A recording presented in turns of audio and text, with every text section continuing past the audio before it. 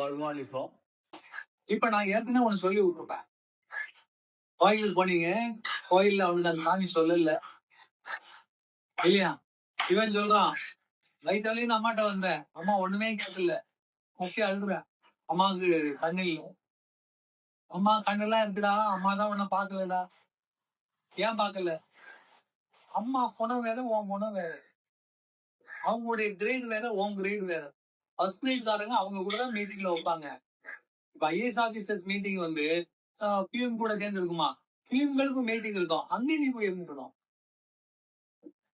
நீ சொல்லதெல்லாம் அவங்க செய்வாங்கன்னு கிடையாது, ஏற்புடையன்னு செய்வாங்க. அப்ப நீ தகுதி உடையவனா இருந்தா உனக்கு தகுதி இல்லை, நீ பொய்யானவன். இன்னைக்கு அந்த நோய்க்கு மட்டும்தான் வந்திருக்க, என்னைக்கு நீ வரல. உன் தேவைக்கு வந்து எட்டி பார்த்துட்டு சொல்லிட்டு அழைச்சிட்டு போயிருவேன். அப்ப நீ வந்து பொருட்டுக்காரன், நீ துரோகி, உனக்கு அம்மா செய்ய மாட்டா. அப்ப எனக்கு விமோசனம் என்ன யார் செய்வா? நீ இப்ப கேட்டா உன்னை பத்தி உனக்கு சொல்லக்கூடிய ஆள் இருக்கான், அது யார்? அதான் என்ன மீடியேஷன். தெய்வத்துக்கும் உங்களுக்கும் இடையில் ஒரு மீடியேட்டர், அவர்தான். இப்ப அந்த குருவை போய் பார்க்க போகும்போது அந்த குரு என்ன பண்ணுவார்? இவன் போய் நிக்கிறான், குருவை பார்க்க போய் நிக்கிறான். இவரை பார்த்தா வழி தெரியல. ஏற்கனவே அந்த கதையை இந்த கதையை லீன் பண்ணிக்கங்க. பின்னாடி தூங்கிட்டு இருக்கிறாரு. பார்த்த உடனே இவன் நினைச்சுட்டான், வக்கீல்ல கிடக்குறாரு மனுஷன், இவருக்கு என்ன தெரிய போகுது இல்லையா? நினைச்சுட்டான். ஆனா இப்ப அவனுக்கு உண்மை அறிவு வந்து, அவரை பத்தி அளப்ப வந்தோமா, நம்ம விஷயத்தை கேட்க வந்தோமா? அதனால கேட்போன்னு அவர் கட்டி எழுப்பலான்னு பாக்குறான். இல்ல, தூங்குறவங்கள சாதாரணமாவே டிஸ்டர்ப் பண்ணக்கூடாதுன்னு இருக்காங்க. மகான்கள் தூங்குற பொழுது தொடங்குற அது இசையாவுக்கு இருக்கலாம். என்னைக்குமே அவர்களே தூக்கத்தை கலகிட்டார் மிகப்பெரிய. ஏன்னா அவர்கள் என்ன நினைக்கிறாங்க அவங்களுக்கு தெரியாது. 60 தல்லாவிட்டு கொண்டு இருப்போம். அப்ப நம்ம என்ன பண்ணோம்? அமைதியா பார்த்து ரசிக்கணும், ஒதுங்கி இருக்கணும். அந்த நேரத்துல மனம் இருக்கு, இதெல்லாம் அவன் கேள்விப்பட்டிருக்கான். இப்ப என்ன பண்ணான்? அப்படியே அவர் கும்பிட்டுக்கிட்டே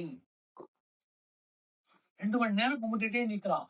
அவரும் அழகா புறத்தை சொன்னல, நல்ல புறட்டை எல்லாம் நாதஸ்வரம் ஓட்ட மாதிரிலாம் ஓடிட்டு இருந்தது. புறத்தை நின்னது. கொஞ்ச நேரம் கழிச்சு அப்படியே உடம்ப அப்படியே ஒரு உழுப்பிட்டு அப்படி எரிச்சு நில தலையாரையும் ஆட்டிட்டு வானத்து ஒரு பார்வை பார்த்தாரு. எரிச்சு ஒரு சீட்டு சுத்தினாரு. அப்புறம் உட்கார்ந்தாரு. இப்பதான் நேரம். யாப்பா நீ? சாமி உங்களை பார்க்க வந்ததுல வேற ஒண்ணுமே கேட்கல. அடுத்தது அவன் அப்படி கண்ணை உத்து பார்த்தாரு, கண்ணை போத்தி. ஏன்னா அந்த கண்ணை உத்து பார்க்கும் போது நான் தான் சொன்னேன், திரை இருக்குது, ஆணா இருந்தாலும் பெண்ணா இருந்தாலும் 3 திரை இருக்குது. யாரு கண்ணை பார்த்தாலும் நீங்க முதல் திரைக்கு மேலே தாண்டி போக முடியாது. நிறைய 2ஆம் திரைக்கு போறான்னா கொஞ்சம் வாழ்க்கையில நிறைய அடிபட்டு நிறைய பேர் ஏமாத்தினவன் தான் அதை தாண்டி போக முடியும். 3வது திரையோட ரொம்ப ஸ்ட்ராங் ஆனவனா இருக்கும், சைக்காலஜிக்கல் எல்லாம் தெரிஞ்சவனா இருக்கும், அவன் 3வது திரைக்கு போகும். ஞானிங்கிறது அதெல்லாம் தாண்டி 7 திரை தாண்டி 7 கடல் தாண்டின்னு சொல்லுவாங்க. அவன் இவர் என்ன பண்ணாரு? அவன் அப்படியே அப்படி உண்மையாக ஒரு முறை பார்த்துக்கிட்டே இப்ப சிரிச்சுட்டே சொன்னார், இங்க வாழ்ந்த வான்னு சொன்னார். உன் கையை இப்படி காட்டுங்க. கை எப்படி காட்டினா அவருடைய நாசிய, அந்த வாசிய அவனுடைய இந்த உள்ளங்கைக்குள்ள அப்படியே விட்டார். இது அப்படியே உன் வயிற்றுல அப்படியே தடவில்ல. இங்கே என்ன தேவைப்படுகிறது? நம்பிக்கை தேவைப்படுது. வேற ஒண்ணும் பண்ணல. கேச்சுக்கப்பா என்கிறார். நம்பிக்கை தான் கெட்டு தருவான். இவன் என்ன பண்ணா? இவன் என்ன பண்றான்? சரிதாமின்னு சொல்லிட்டு அந்த 2 கையும் வச்சு அப்படி வாங்கி அதை என்ன பண்றான்? அப்படியே வைகி கை 3 முறை சுத்திக்க. 3 சரி, கையை உதறி கையை உதறி. இப்ப எந்த ஊருன்னு சொல்லு கேட்கிறார். அவருக்கு தெரியாம இல்ல, உனக்கு வைக்கப்படுகிறது பரிசோதனை. உடனே இவன் மனசுல என்ன வரும்? என்ன பார்த்தாதான் எல்லாம் தெரியுமாங்க, அப்ப நான் எந்த ஊருன்னு தெரியாதா? அது நம்மள்ட்ட கேட்டு வாங்கிட்டு நம்மகிட்ட கதை சொல்ல போறாரா அப்படி நினைச்சா அங்கேயே உழுந்துடலாம், அங்கேயே அவுட்டு. ஆனா அப்படி பண்ணல. அவர் ஏன் கேட்கிறாருன்னா, இவன் உண்மை சொல்றானா பாக்கலாம். இவரு தெரிஞ்சு போச்சு, உண்மை சொல்றானா பாக்கலான்னு தான் கேட்கிறாரு. இப்ப அவன் தெரிஞ்சான், சாமி நான் கும்பகோணம் சாமி, கும்பகோணத்துல இருந்து வரேன், உங்களை பத்தி எங்க பக்கத்தாட்டுல இருந்து சொன்னாரு. உங்களை சந்திச்சு விட்டாரா அதுக்கு முன்னாடி. நான் வயிற்று வலியில இருந்து ரொம்ப அவஸ்தைப்பட்டு இருக்கேன். போகாத போயிட்டீங்க. அப்பதான் அவர் சொன்னார், உங்களை போய் பார்த்தா போதும், பார்த்த உடனே நோயை தீர்ப்பாரு, உனக்கு வேண்டியதெல்லாம் சொல்லுவாருன்னு சொன்னார். அதுதான் வந்திருக்கேன். கும்பகோணத்துல இருந்தா சும்மா வேடிக்கை. என்ன எத்தனை கிலோமீட்டர் அவர் காசியில் இருக்கார், இவன் கும்பகோணம். தொலை என்ன சாதாரண நிலையா? இப்ப நம்பிக்கையில தானே வந்திருக்கிறான்.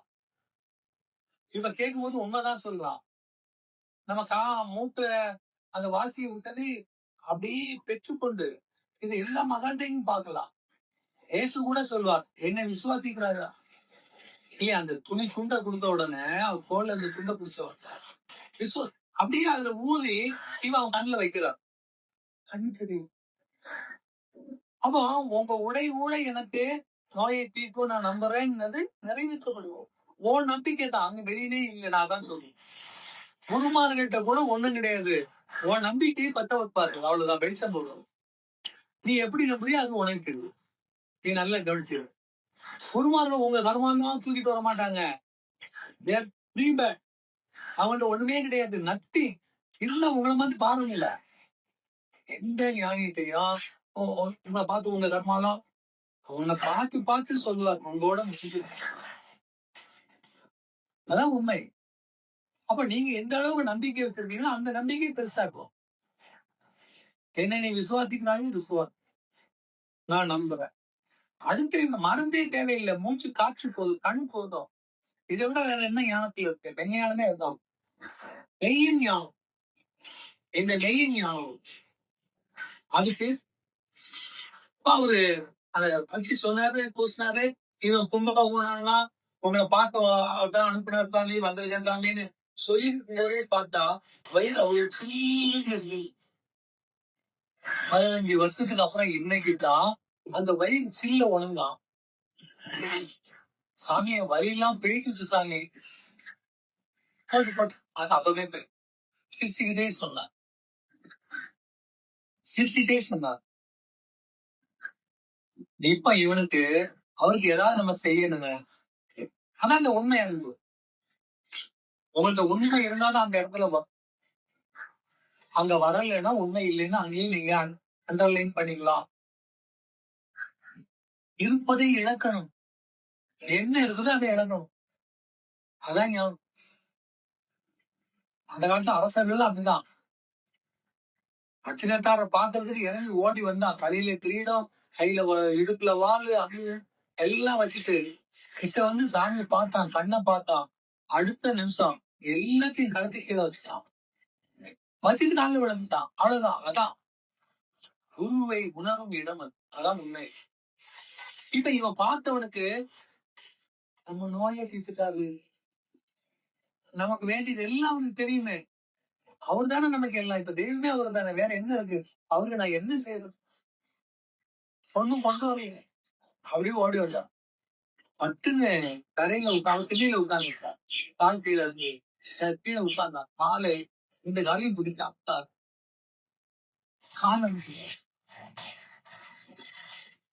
அவன் ஒண்ணுமே சொல்லல. ஏன்னா அன்பு இருக்கிறது. அவன் தொண்டு செய்ய தயாரா இருக்கான், நிறுத்த மாட்டாங்க. ஆனா அவங்களா சொல்லவும் மாட்டாங்க.